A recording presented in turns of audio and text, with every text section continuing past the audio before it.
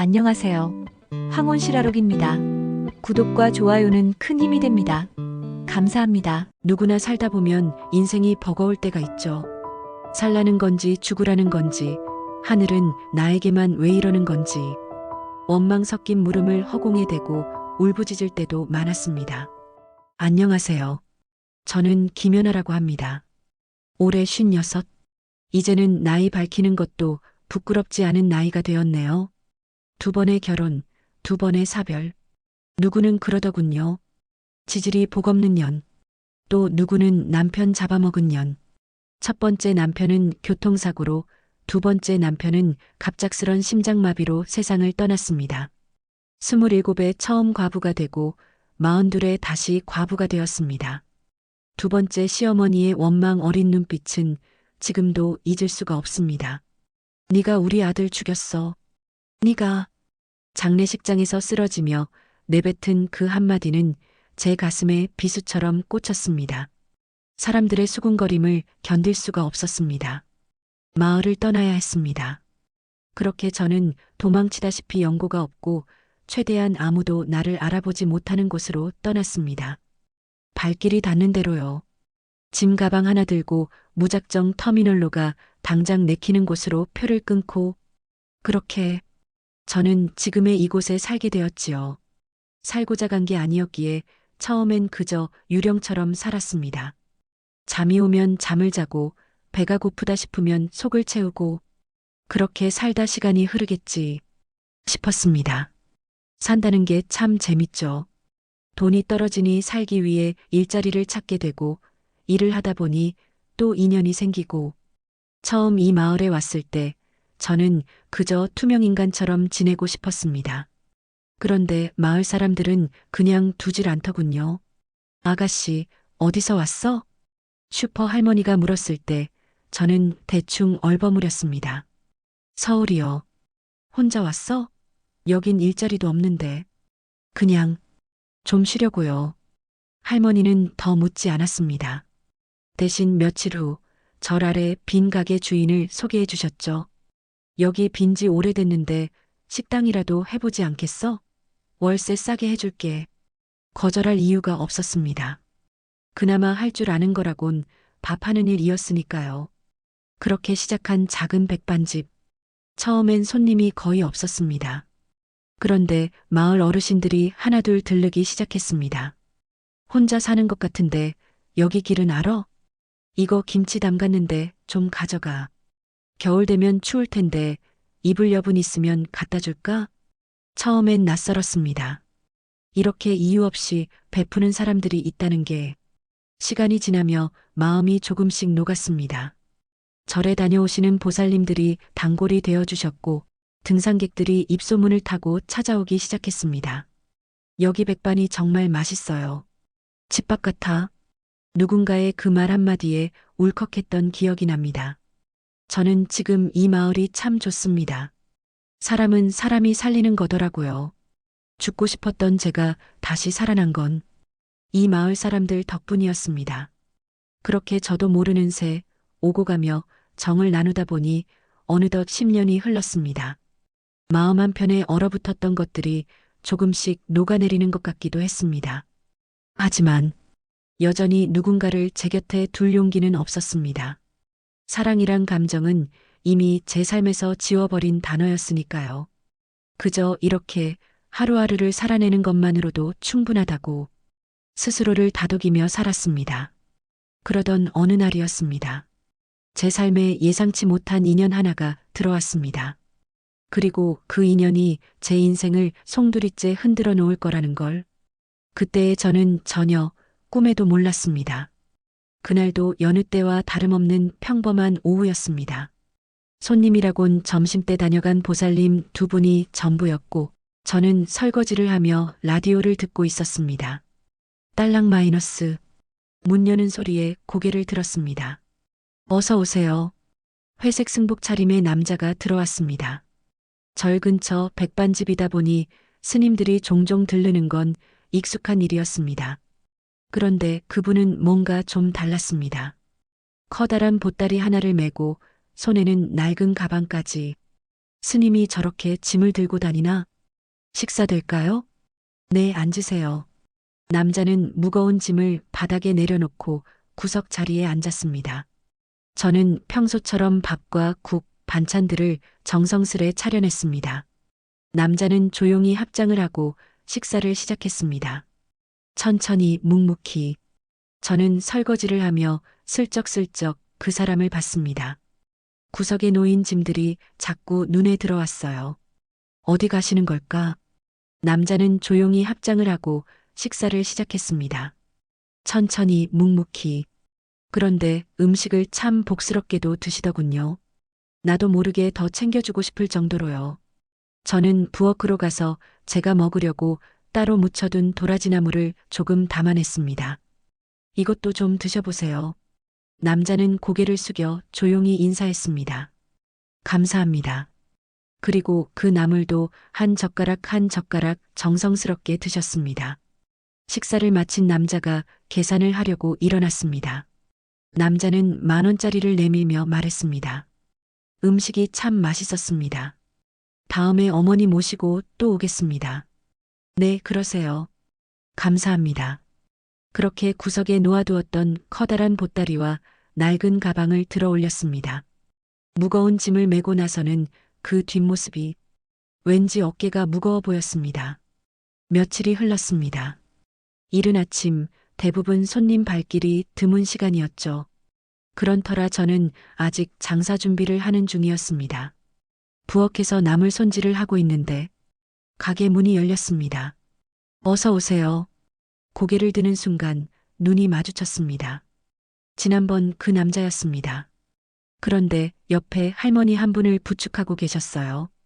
저는 얼른 손을 씻고 물을 가져다 드리며 말했습니다. 아, 오셨네요. 어머님이세요? 예, 어머님도 좋아하실 것 같아서 모시고 왔습니다. 남자는 어머니를 조심스럽게 자리에 앉히며 답했습니다. 할머니는 귀가 잘 안 들리시는 듯 했습니다. 남자가 할머니 귀 가까이에 대고 크게 말했습니다.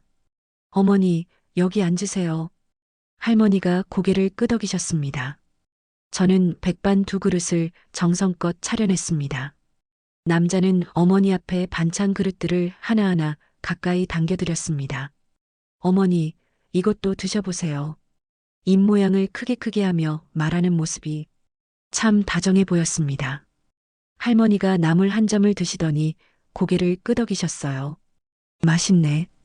그죠? 잘 드시니까 내가 다 좋네. 남자는 할머니 숟가락에 밥을 떠서 올려드리고 반찬도 집어서 올려드렸습니다.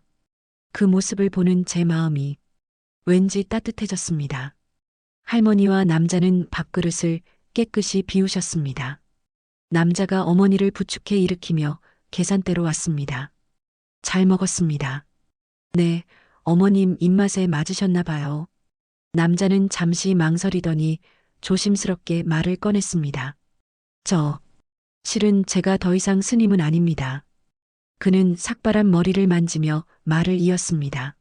모습은 아직 그대로지만 이제는 다시 세상에 나와 지내게 되었습니다. 아, 오랜 시간 절에 있었는데 이젠 다시 돌아왔습니다. 그 말에 담긴 무게가 느껴졌습니다. 그래서 말인데 부탁 하나만 드려도 될까요? 네, 말씀하세요. 제가 돈을 좀 벌어보고자 해서 어머님이 집에 혼자 계셔야 하는데 오시면 식사 좀 부탁드려도 될까요? 남자의 목소리가 조금 떨렸습니다. 식사값은 제가 그날 와서 지불하겠습니다. 아이고, 그게 뭐 일이라고요. 감사합니다. 남자는 깊이 고개를 숙였습니다. 어머님 혼자 계시면 끼니를 거르실까봐 걱정이 많았습니다. 걱정 마세요. 제가 잘 챙겨드릴게요. 그 말에 남자의 얼굴에 안도의 빛이 스쳤습니다. 은혜를 꼭 갚겠습니다. 에이, 무슨 은혜까지요. 장사하는 사람이 손님 받는 게 당연하죠. 저는 할머니를 보며 물었습니다. 어머님, 뭐 특별히 못 드시는 거 있으세요? 할머니는 제 말을 잘 못 알아들으시는 듯 했습니다. 남자가 할머니 귀에 대고 크게 물었습니다. 어머니, 못 드시는 음식 있으세요? 할머니가 고개를 저으셨습니다. 다 잘 먹어. 그렇게 다음 날부터 할머니는 11시쯤 되면 식당 문을 여셨습니다. 천천히 지팡이를 짚고 어머님 오셨어요. 저는 할머니를 자리에 모시고 물을 드렸습니다. 나이 드신 분이라 그런지 괜히 소화 잘 되는 음식으로 신경이 쓰였습니다. 된장찌개 국물은 되직하게 끓이고 나물은 부드럽게 무쳤습니다. 도토리묵도 얇게 썰어서 내드렸죠. 어머님, 천천히 드세요. 할머니는 한 숟가락 한 숟가락 천천히 드셨습니다. 그 모습을 보면서 왠지 제 어머니 생각이 났습니다. 저 나이쯤 되셨을까? 저도 부모님이 계셨더라면 할머니는 밥그릇을 다 비우시더니 바로 일어서려 하셨습니다. 장사하는 집에서 오래 앉아 있으면 안 되지. 자리가 돈인데. 어머니, 의자 많아요. 괜찮아요. 앉아 계세요. 저는 할머니를 말리며 부엌으로 들어갔습니다. 배 하나를 깎아서 접시에 담아 가져다 드렸습니다. 이것도 드세요. 후식이에요. 아이고, 이것까지. 할머니는 미안한 듯 손사래를 치셨지만 저는 할머니 앞에 배를 놓고 옆에 앉았습니다. 천천히 드시고 가세요. 할머니는 배를 한 조각 드시더니 고개를 끄덕이셨습니다. 맛있네. 그 모습을 보니 왠지 마음이 따뜻해졌습니다. 저는 할머니 귀 가까이에 대고 크게 물었습니다. 어머님, 뭐 좋아하시는 거 있으세요? 입에 뭐가 제일 맞으세요? 할머니가 잠시 생각하시더니 말씀하셨습니다. 나는 호박이 좋아. 호박이요? 응. 호박죽, 호박나물. 다 좋아. 할머니의 얼굴에 잔잔한 미소가 번졌습니다. 알겠어요. 내일 호박죽 끓여드릴게요. 아이고, 괜찮은데. 어머님, 제가 호박죽 잘해요. 그렇게 할머니는 굽은 등을 천천히 일으켜 세워 일어나셨습니다. 잘 먹었어요. 정말 맛있게 먹었네. 연신 그 말씀만 하시며 지팡이를 짚고 밖으로 나가셨습니다. 저는 가게 밖에 나와 할머니가 골목 모퉁이를 돌아 사라질 때까지 지켜봤습니다. 천천히, 아주 천천히 걸어가시는 그 뒷모습이 왠지 마음에 남았습니다. 그날 저녁 8시쯤이었습니다. 가게 정리를 막 시작하려는데 딸랑, 어서 고개를 들다 말고 멈췄습니다. 그 남자였습니다. 그런데 여태 본 모습과는 많이 달랐습니다. 회색 승복이 아니라 평범한 옷차림이었어요. 청바지에 검은색 점퍼, 그리고 모자까지 쓰고 삭발한 머리를 가리려는 듯 했습니다. 일이 늦게 끝나서 좀 늦었네요. 남자는 지갑에서 10,000원짜리 5장을 꺼내 들고 말했습니다. 미리 계산해 놓겠습니다. 아, 그럴 필요 없는데. 아닙니다. 이렇게 하는 게 제 마음이 편합니다. 오늘이 첫 출근이셨나 봐요? 힘들진 않으셨어요? 쉬운 일이 어디 있겠습니까? 그저 맡겨주셨으니 해내야죠. 남자의 목소리에 피곤함이 묻어났습니다. 아, 어머님은 오셔서 식사 잘하시고 가셨어요. 그 말에 남자의 표정이 조금 밝아졌습니다. 잘 드시던가요? 네, 다행히 오늘도 입에 맞으셨는지 깨끗하게 드셨어요. 다행입니다. 남자는 안도의 한숨을 내쉬었습니다. 오늘 호박 좋아하신다고 하시더라고요. 내일 호박죽 끓여드릴게요. 그렇게까지 신경 써주시다니. 남자의 눈빛이 흔들렸습니다. 정말 감사합니다. 그렇게 할머니와 그 남자를 매일 보게 되었습니다. 할머니는 매일 11시쯤 되면 어김없이 오셨어요.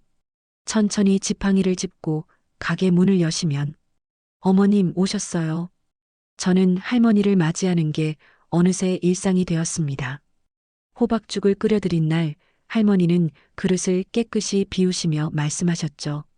맛있어. 정말 맛있어. 그 한마디에 제 마음이 따뜻해졌습니다. 할머니는 식사 후에도 바로 일어나지 않으셨어요. 제가 옆에 앉아 이야기를 나누면 할머니는 고개를 끄덕이시며 들어주셨습니다. 할머니는 식사 후에도 바로 일어나지 않으셨어요. 제가 옆에 앉아 이야기를 나누면 할머니는 고개를 끄덕이시며 들어주셨습니다. 고독하게 혼자 지내셨을 할머니가 말벗이 생기니 조금은 신이 나셨을까요? 할머니의 말수가 점점 늘어갔습니다. 아들 이야기, 딸 이야기, 옛날 시집살이 하던 이야기까지 이런저런 이야기를 해주시는 할머니의 얼굴엔 생기가 돌았습니다. 저는 귀가 어두운 할머니 옆에 바짝 앉아 크게 대답해드리며 이야기를 들었습니다. 그리고 저녁 8시쯤이면 그 남자가 왔습니다. 처음엔 피곤한 얼굴로 오시더니 점점 익숙해지시는 것 같았어요. 오늘도 어머님 잘 드셨습니까? 네, 오늘은 미역국 끓여드렸는데 정말 잘 드셨어요. 감사합니다. 짧은 대화였지만 매일 저녁 그 시간이 기다려지기 시작했습니다. 그러던 어느 날이었습니다.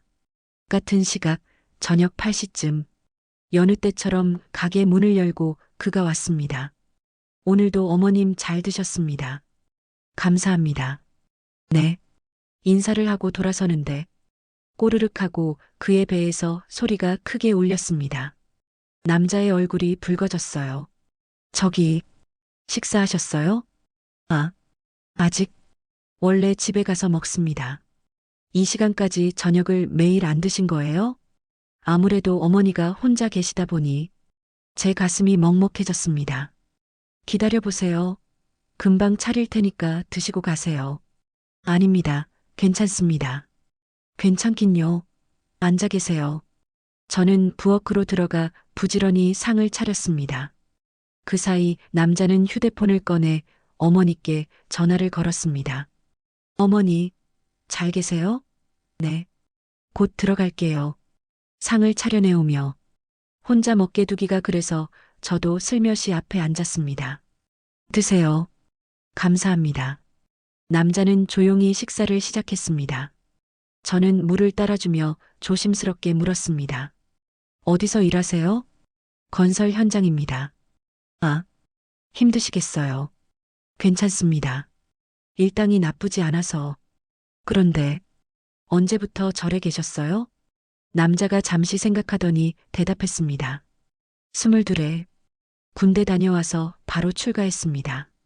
그럼 거의 30년을? 네, 그렇게 됩니다. 저는 놀랐습니다. 인생의 대부분을 절에서 보낸 사람이. 그런데 왜? 어머니 병원비가 만만치 않습니다. 남자의 목소리가 낮아졌습니다. 요양병원에 계셨는데 집으로 모셔왔습니다. 비용이 감당이 안 돼서 그제야 알았습니다. 왜 환속을 했는지, 왜 매일 이렇게 늦게까지 일하는지. 여동생이 한 명 있긴 한데 시집가서 이민을 갔습니다. 연락은 되지만 남자는 쓸쓸하게 웃었습니다. 결국 제가 해야 할 일이니까요. 저는 가슴이 먹먹해졌습니다.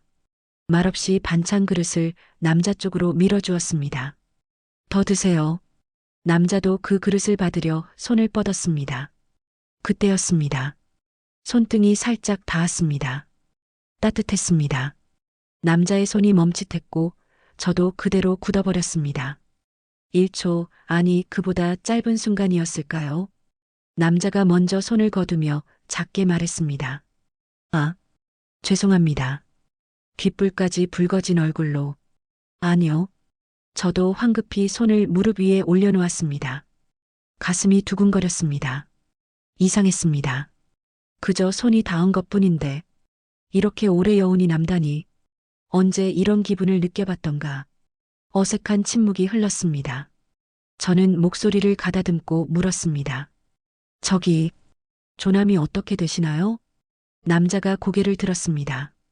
아, 저는 장도은이라고 합니다. 저는 김연아예요. 김연아. 도은 씨는 잠시 제 이름을 되뇌더니 물었습니다. 연꽃이네요. 좋은 이름입니다. 감사합니다. 그는 작게 미소 지었습니다. 그 미소가 참 따뜻해 보였습니다. 이제 서로 이름은 알았네요. 네. 그동안 인사만 드리고 도은 씨가 쑥스러운 듯 웃었습니다. 그렇게 도은 씨와 할머니를 매일 보는 게 일상이 되었습니다. 할머니는 매일 11시쯤 오셔서 식사를 하시고 저와 이런저런 이야기를 나누셨죠. 도은 씨는 저녁 8시쯤이면 어김없이 찾아와 어머니 식사비를 지불하고 갔습니다. 그날도 여느 때와 다름없는 하루였습니다. 점심시간 손님들이 하나둘 자리를 채우기 시작했습니다. 어서 오세요. 문을 열고 들어온 두 사람. 할머니 한 분과 50대로 보이는 여자 한 명이었습니다. 저는 물을 가져다 드리려고 반찬 그릇을 들고 다가갔습니다. 그런데 그 여자와 눈이 마주치는 순간 제 손이 그대로 멈췄습니다. 반찬 그릇을 내려놓으려다 그대로 얼어버렸습니다. 너, 여자가 저를 보더니 눈을 크게 떴습니다. 네가 여기 있었어? 그 목소리, 잊을 수 없는 목소리, 두 번째 시어머니였습니다. 제 다리가 후들거렸습니다. 잘 지내셨죠? 겨우 입을 열었지만 목소리가 떨렸습니다. 잘 지내? 내가 잘 지냈을 것 같아? 시어머니의 목소리가 날카로워졌습니다. 네가 우리 아들 죽여놓고 어머님, 입 다물어. 누가 네 어머님이야? 시어머니가 자리에서 벌떡 일어났습니다. 다른 손님들이 쳐다봤습니다. 숨이 막혔습니다. 가슴이 쿵쿵 내려앉았습니다. 10년 전 그날이 떠올랐습니다. 장례식장에서 쓰러지며 저를 저주하던 시어머니, 네가 우리 아들 죽였어. 네가. 마을 사람들의 수군거림, 지질이 복없는 년, 남편 잡아먹은 년, 손이 떨렸습니다. 반찬 그릇을 든 손이 덜덜 떨렸습니다. 알 수 없는 죄책감이 밀려왔습니다. 제 잘못이 아니라는 걸 머리로는 아는데 가슴은 자꾸만 무너져 내렸습니다. 정말 내가 잘못한 걸까? 그때였습니다. 이봐요. 작은 목소리가 들렸습니다. 도은 씨 어머니였습니다.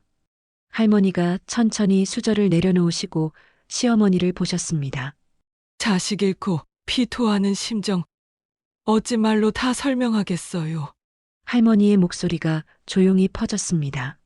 그 아픔이 얼마나 큰지, 얼마나 가슴이 찢어지는지 저도 압니다. 시어머니의 얼굴이 굳었습니다. 그런데요, 할머니가 저를 보셨습니다. 이 사람도 남편 잃고 얼마나 아팠겠습니까? 댁 자식만 자식입니까? 사람 면전에 두고 너무 그러지 마세요. 그러지 마. 할머니의 목소리는 떨렸지만 단호했습니다. 가게 안이 조용해졌습니다. 시어머니가 입을 열었다가 다물었습니다. 할머니의 떨리는 목소리에는 말로 할 수 없는 무게가 담겨 있었습니다. 시어머니는 할머니를 노려보더니 입술을 떨었습니다. 당신이 뭘 안다고? 당신이 뭘 알아? 부정 탄다, 부정 타. 시어머니는 소리를 지르며 그대로 식당을 나가버렸습니다. 문이 쾅 하고 닫혔습니다. 저는 다리에 힘이 풀렸습니다. 비틀거리며 주방으로 걸어 들어갔습니다. 그리고 그대로 주저앉아 버렸습니다. 숨이 제대로 쉬어지지 않았습니다. 가슴이 답답했습니다. 눈물이 나올 것 같았지만 나오지 않았습니다. 그저 멍했습니다. 한참을 그렇게 앉아 있었습니다. 얼마나 지났을까요? 할머니의 목소리가 들렸습니다. 고개를 들었습니다. 할머니가 불편한 몸을 이끌고 주방까지 오셨습니다. 지팡이를 짚고 천천히 괜찮아. 할머니가 제 옆에 앉으셨습니다. 그리고 제 손을 꼭 잡으셨습니다. 당신 죄 아니야. 할머니의 목소리가 따뜻했습니다. 뭐하러 여태까지 죄인처럼 살아. 사람, 지 팔자대로 사는 거지. 할머니의 손이 따뜻했습니다. 그 따뜻함에 참았던 눈물이 터져 나왔습니다. 그날 저녁이었습니다. 여느 때처럼 8시쯤 가게 문이 열렸습니다. 도은 씨였습니다. 도은 씨가 천천히 다가왔습니다. 그리고 말없이 품 안에서 뭔가를 꺼냈습니다. 붕어빵 한 봉지였습니다. 따뜻한 김이 모락모락 올라왔습니다. 제 앞에 조용히 놓았습니다. 오늘 힘드셨죠? 따뜻할 때 드세요. 그 한마디에 참았던 감정이 무너져 내렸습니다. 엉엉 울음이 터져 나왔습니다. 10년 동안 참았던 것들이, 오늘 하루 동안 억눌렀던 것들이 한꺼번에 쏟아져 나왔습니다. 도훈 씨가 천천히 저를 안아주었습니다. 괜찮습니다. 우세요. 저는 도훈 씨 품에서 한참을 울었습니다. 아이처럼. 시간이 얼마나 지났을까요? 겨우 진정이 되었습니다. 도훈 씨는 말없이 제 맞은편에 앉았습니다. 저는 붕어빵을 하나 집어들었습니다. 한 입 베어 물고 천천히 입을 열었습니다. 사는 게 벌이라고 생각했어요. 도훈 씨가 저를 조용히 바라봤습니다. 세상 참 잔인하네요. 제 목소리가 떨렸습니다. 잠깐이라도 웃었다 하면 정신 차리라고 그걸 또 뺏어가네. 한참의 침묵이 흘렸습니다. 도훈 씨가 천천히 입을 열었습니다. 연아 씨, 네. 연꽃은 진흙 속에서 핍니다. 도훈 씨의 목소리가 조용했습니다. 깨끗한 물에서는 피지 않아요. 저는 도훈 씨를 바라봤습니다. 연아 씨가 겪으신 그 어두웠던 시간들, 2번의 사별도, 사람들의 손가락질도, 도훈 씨가 제 눈을 바라봤습니다. 그게 다 연아 씨를 피워낸 진흙이었던 겁니다. 그 아픔이 있었기에 지금 이렇게 아름다운 사람이 된 거예요. 그 말에 제 눈에서 또 눈물이 흘렀습니다. 도훈 씨가 천천히 일어나 제 앞으로 다가왔습니다. 그리고 저를 꼭 안아주었습니다. 이젠 괜찮습니다. 다 지나갑니다. 저는 도훈 씨 품에 얼굴을 묻고 한참을 그렇게 있었습니다. 따뜻했습니다. 그리고 가슴이 뛰었습니다. 이 나이에도 이렇게 심장이 뛸 수 있다니. 도훈 씨의 체온이 느껴졌습니다. 조용한 숨소리도, 그리고 테이블 위에 놓인 붕어빵에서 은은하게 퍼지는 냄새, 달콤한 팥향기가 이리도 향긋할 줄이야. 아니, 사실은 이 순간 자체가 향긋했습니다. 이 사람과 함께 있는 이 순간이 정말 오랜만에 느껴보는 따뜻함이었습니다. 아니, 어쩌면 처음 느껴보는 따뜻함일지도 몰랐습니다. 며칠 후였습니다. 도훈 씨가 평소보다 조금 일찍 왔습니다. 그런데 뭔가 달랐습니다. 어깨를 살짝 움츠리는 게 보였습니다. 다치셨어요? 아, 현장에서 자제의 어깨를 좀 어디 보여주세요. 저는 도훈 씨를 의자에 앉혔습니다. 괜찮습니다, 연아 씨. 가만히 계세요. 저는 약 상자를 가져왔습니다. 파스가 있었습니다. 옷 좀 내려주세요. 아, 도훈 씨가 망설이다가 천천히 셔츠 단추를 풀었습니다. 그리고 한쪽 어깨를 드러냈습니다. 어깨에 시퍼렇게 멍이 들어 있었습니다. 아이고, 이게 뭐예요? 제가 손을 뻗어 어깨를 살펴보는데 멈칫했습니다. 나이에 비해 단단한 근육이 잡혀 있었습니다. 제 얼굴이 뜨거워졌습니다. 아, 아프시겠어요. 떨리는 손으로 파스를 붙이려는데 도훈 씨와 눈이 마주쳤습니다. 시간이 멈춘 것 같았습니다. 도훈 씨의 눈빛이 처음 보는 눈빛이었습니다. 연아 씨, 도훈 씨가 천천히 제 이름을 불렀습니다. 그리고 저를 끌어당겼습니다. 입술이 맞닿았습니다. 깜짝 놀라 눈을 감았습니다. 심장이 터질 것 같았습니다. 도훈 씨의 손이 제 허리를 감쌌습니다. 크고 넓었습니다. 그 손이 이렇게 따뜻할 줄이야. 얼마나 지났을까요? 천천히 입술이 떨어졌습니다. 죄송합니다. 제가, 도훈 씨가 당황한 표정으로 말했습니다. 아니에요. 저는 고개를 저었습니다. 얼굴이 화끈거렸습니다. 그런데 단단한 무언가가 닿는 느낌이 분명 들었습니다. 그 생각에 더욱이나 얼굴이 화끈거렸습니다. 도훈 씨도 눈치챈 듯 얼굴이 붉어졌습니다. 저는 이만 가봐야겠습니다. 도훈 씨가 황급히 셔츠 단추를 채웠습니다. 네. 저도 어찌할 바를 몰랐습니다. 그럼 실례하겠습니다. 도훈 씨는 도망치듯 가게 문을 열고 나갔습니다. 문이 닫히고 저는 그대로 주저앉아 버렸습니다. 손으로 얼굴을 감쌌습니다. 뜨거웠습니다. 가슴이 아직도 두근거렸습니다. 이 나이에 이런 감정을 느낄 줄이야. 저는 어느새 할머니 반찬을 따로 장만하고 있었습니다. 할머니 좋아하시는 호박전이니까 이건 소화 잘 되는 무나물이고 손이 저절로 움직였습니다. 할머니께 더 잘해드리고 싶었습니다. 그리고 저녁이면 늘 그가 왔죠. 저는 그 시간을 어느새 기다리고 있었습니다. 퇴근길 그가 사오는 군것질거리가 그 어떤 말보다 따뜻했고 나를 바라보며 미소 지을 때마다 지어지는 눈가주름은 저에게 알 수 없는 안정감을 주었죠. 그러다 그날 그 사건이 벌어졌습니다.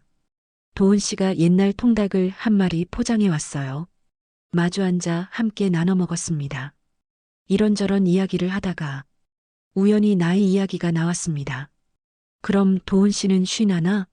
순간 저는 깨달았습니다. 저보다 5살이나 어리다는 걸. 누님이셨네요. 도은 씨가 장난스럽게 웃었습니다. 그러네요. 저도 어색하게 웃었습니다. 그럼 이제 누님이라고 불러드려야 하나? 도은 씨가 눈을 반짝이며 물었습니다. 에이 무슨. 누님, 오늘 참 아름다우시네요. 도은 씨. 둘이서 한참을 웃었습니다. 그러다 도은 씨의 눈빛이 달라졌습니다. 연아 씨. 네. 사실 절에 있을 때 스승님께서 그러셨습니다. 뭐라고요? 나이 든 여자가 제일 좋다고. 네. 제 얼굴이 화끈 달아올랐습니다. 경험이 풍부하고 여유가 있고 몸도 알아서 잘. 도은 씨. 농담입니다. 도은 씨가 웃었습니다. 하지만 눈빛은 진지했습니다. 하지만 한 가지는 진담입니다. 뭔데요?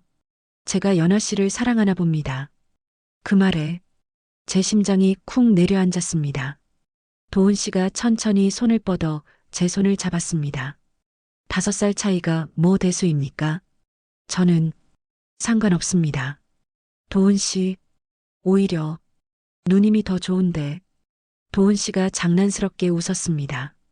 하지만 제 손을 잡은 손에는 힘이 들어가 있었습니다. 저도 그 손을 꽉 잡았습니다. 정말 괜찮아요? 네. 도은 씨가 일어나 제 앞으로 왔습니다. 그리고 저를 안아 올렸습니다. 도은 씨, 수행할 때 배웠습니다. 뭐요? 좋은 인연은 놓치지 말라고. 그 말에 웃음이 났습니다. 입술이 다시 맞닿았습니다. 이번엔 더 깊었습니다. 연아 씨, 혹시? 네. 제가 서툴더라도 저는 그의 입술에 손가락을 갖다 댔습니다. 저도요. 오래됐어요. 둘 다 웃음이 났습니다. 서툴렀습니다. 떨렸습니다. 하지만 따뜻했습니다. 시간이 얼마나 지났을까요? 저는 도은 씨 품에 안긴 채로 평생 처음으로 이렇게 편안한 밤을 보냈습니다. 그렇게 3년이라는 세월이 지났습니다. 아침에 눈을 뜨면 저는 집에서 아침을 먼저 차립니다. 늘 혼자 먹던 아침밥은 가게 주방 안쪽으로 앉아 물 말아 먹던 게 다였는데 이제는 셋이 둘러앉아 따뜻한 찌개에 밥을 먹습니다. 어머니, 이거 드세요. 도은 씨가 어머니 앞에 반찬을 놓아드립니다. 연아야, 너도 많이 먹어. 할머니가 제 밥그릇에 반찬을 올려주십니다. 이 풍경이 너무 좋습니다. 식당 준비에 아침 차리기 번거롭지 않냐고요? 아니요. 저는 세상에 태어나 가장 따뜻한 봄날을 지내는 중입니다. 삶의 이유도, 삶의 낙도. 조금은 늦었지만 이리도 한 번에 크게 오려고 그랬나 봅니다. 연아 씨, 웃어요. 지금처럼. 늘 웃어요. 도은 씨가 말했습니다. 네. 요즘 늘 웃고 계시잖아요. 그래요? 제가 물었습니다. 그 모습 보는 게 가장 행복해서 그래요. 도은 씨가 미소 지었습니다. 할머니는 우리를 보며 흐뭇하게 웃으셨습니다. 매일 먹는 아침 밥상, 이게 가족이구나. 문득 그런 생각이 들었습니다. 사람들은 제게 묻습니다. 그렇게 행복하냐고, 그리도 웃음이 나냐고. 네, 행복합니다. 두 번의 사별이라는 아픔 뒤에 찾아온 이 평범한 일상이 얼마나 소중한 기적인지 매일 느낍니다. 연꽃은 진흙 속에서 핀다는 말이 그 어떤 말보다 위로가 되어 나를 녹였고 지난 세월의 고통들이 결국 저를 더 깊이 사랑할 수 있는 사람으로 만들어줬습니다. 물론 무서웠습니다. 또 사랑하면 또 잃을까봐, 또 누군가 떠나가면 그 아픔을 견딜 수 없을까봐. 하지만 도훈 씨는 조용히 제 곁에 머물렀고 할머니는 따뜻한 손길로 제 손을 잡아주셨습니다. 그렇게 저는 조금씩 마음의 문을 열었습니다. 가끔 도훈 씨가 밤늦게 일 마치고 오면 따뜻한 국밥을 끓여놓고 기다립니다. 피곤한 얼굴로 돌아온 그가 제 얼굴을 보며 미소 짓는 그 순간이 하루의 전부가 됩니다. 할머니는 요즘 건강이 많이 좋아지셨습니다. 말벗이 생기고 며느리 같은 사람이 생기고 아들이 행복해하는 걸 보시니 얼굴에 생기가 도셨습니다. 제 손을 꼭 잡으시며 좋은 사람이라고 우리 아들이 복받았다고 말씀하실 때마다 눈물이 납니다. 저야말로 복을 받은 사람인데 얼마 전 일입니다. 그 두 번째 시어머니가 다시 찾아왔습니다. 3년 만이었죠. 저는 떨렸습니다. 하지만 시어머니는 달라져 있었습니다. 미안하다며 말하셨어요. 그땐 제 탓을 하면 마음이 좀 나을 것 같았다고 눈물을 흘리며 사과하시는 시어머니를 보며 저도 울었습니다. 우리는 한참을 울었고 시어머니는 평온한 얼굴로 집에 돌아가셨습니다. 지금 이 순간 저는 행복합니다. 56의 나이에 처음으로 알았습니다. 행복이 뭔지, 가족이 뭔지, 사랑이 뭔지. 도훈 씨와 저는 결혼하기로 했습니다. 화려한 결혼식은 아닙니다. 마을 사람들만 모여서 조촐하게. 하지만 그걸로 충분합니다. 할머니가 기뻐하시는 모습, 도훈 씨가 제 손을 꼭 잡는 그 순간, 그것만으로도 세상을 다 가진 기분입니다. 이제 저는 알아요. 인생에 늦은 때란 없다는 걸, 언제든 다시 시작할 수 있다는 걸, 그리고 무엇보다 저처럼 힘들어하는 분들께 말씀드리고 싶습니다. 포기하지 마세요. 당신의 봄은 분명 옵니다. 조금 늦을 수는 있어도 반드시 옵니다. 저처럼요. 이야기가 마음에 닿았다면 구독과 좋아요 부탁드립니다. 감사합니다.